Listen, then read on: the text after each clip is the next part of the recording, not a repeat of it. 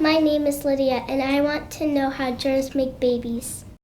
So one of the things about viruses that makes them quite unique is that they're totally dependent on cells to reproduce. So they've got to be able to actually get into the cells. So part of the whole strategy that we're looking at in terms of why we're washing our hands and all those things is that they can't replicate on their own. They've got to have the host, and we are the host. And so then the virus has to get in. And we've got lots of defenses in our body to help against that. So it's things like mucus and sneezing and those kind of things help limit the ability of viruses to actually to cross over. And then once they do, then what they have to do is they sort of have to hijack the cell's own mechanism, because they themselves just contain RNA in this case.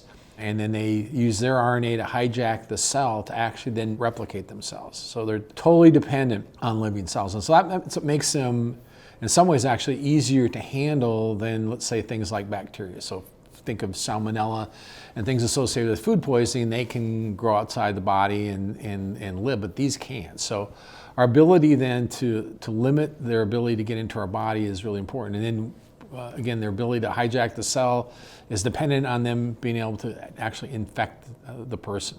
That's sort of the good news and the bad news about viruses, because once they get into the cell and they infect it, the thing that they're pretty good at it.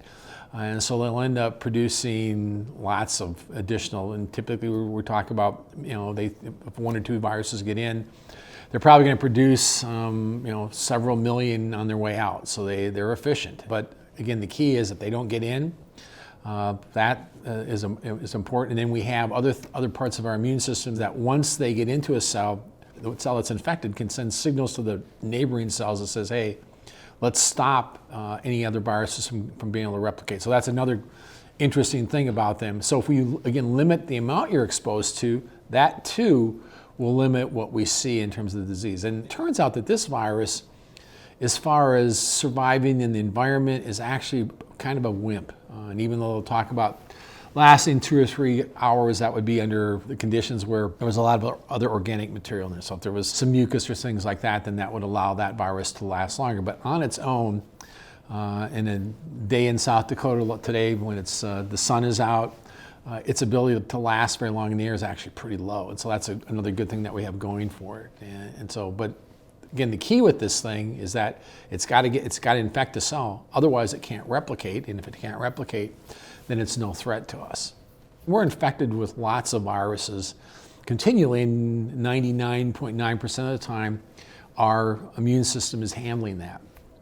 And the one thing that I think that one of the best things that people can do, and we've known this from lots of work that we've done looking at respiratory disease in animals, is that just stay hydrated.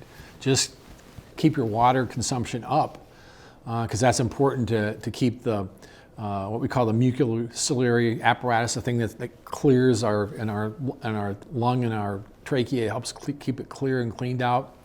As long as we're hydrated, that's good. And then for the immune cells to get around, they've got to be able to move from point A to point B. And again, being properly hydrated is going to make sure that happens as well. So if I was going to give one simple thing that people should do, is keep themselves well hydrated.